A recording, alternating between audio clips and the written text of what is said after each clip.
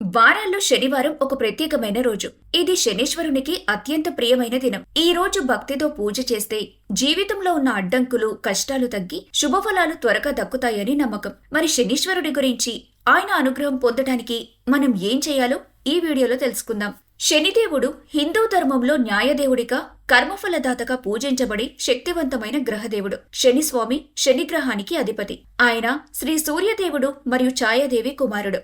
ధర్మం, న్యాయం, క్రమశిక్షణలకు ప్రతీక. ముఖ్యంగా ఆయన పరమశివుడికి అత్యంత భక్తుడు. శని మహారాజు మనం చేసిన మంచి చెడు పనులకు తగిన ఫలితాన్నిచ్చే దేవుడు. చాలా మంది శని అంటే భయపడతారు, కానీ శని దశ మనకు భయం కలిగించడానికి కాదు. శని దశలో మనిషి కష్టాలు, పరీక్షలు, ఆలస్యాలు ఎదుర్కొంటాడు. అయితే ఇవన్నీ మనల్ని బలంగా, న్యాయంగా, సహనంతో మార్చేందుకు ఉద్దేశించినవి. శని దశ తర్వాత వచ్చే ఫలితాలు చాలా స్థిరమైనవి మరియు శుభప్రదమైనవిగా ఉంటాయి. శని అనుగ్రహం స్థిరత్వాన్ని ఇస్తుంది. శనివారం శనీశ్వరుణ్ణి పూజించడం వల్ల కలిగే ముఖ్యమైన ప్రయోజనాలు: కర్మదోషాలు తక్కువ అవుతాయి, జీవితంలో ఎదురయ్యే అడ్డంకులు తొలగిపోతాయి, ధన ప్రగతి, ఉద్యోగంలో స్థిరత్వం ఉంటుంది, మనస్సులో ప్రశాంతత, సహనం వస్తుంది, కుటుంబ సమస్యలు తగ్గి సఖ్యత నెలకొంటుంది. శనీశ్వరుని అనుగ్రహం పొందడానికి ఈ శనివారం రోజున ఈ పనులు మాత్రం తప్పక చేయండి. శని దేవాలయానికి వెళ్లి దర్శనం చేసుకోవడం, నువ్వుల నూనె దీపం వెలిగించడం, దేవుడికి నల్ల నువ్వులు అర్పించడం శుభకరం, కాకులకు అన్నం పెట్టడం, ఎద్దులకు ఆకులు పెట్టడం వంటి దాన ధర్మాలు ఆచరించడం,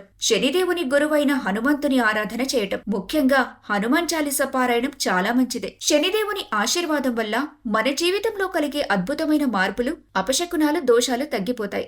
జీవితంలో స్థిరత్వం పెరుగుతుంది, ఉద్యోగం, వ్యాపారంలో అభివృద్ధి కలుగుతుంది, కష్టాలు నెమ్మదిగా దూరమవుతాయి, మనసుకు శాంతి, ధైర్యం లభిస్తాయి. శనివారం రోజున నియమనిష్టలతో శనీశ్వరుణ్ణి పూజించి న్యాయ మార్గాన్ని పాటిస్తే ఆ కర్మఫలదాత మన జీవితాన్ని స్థిరత్వంతో, శుభఫలాలతో నింపుతాడు.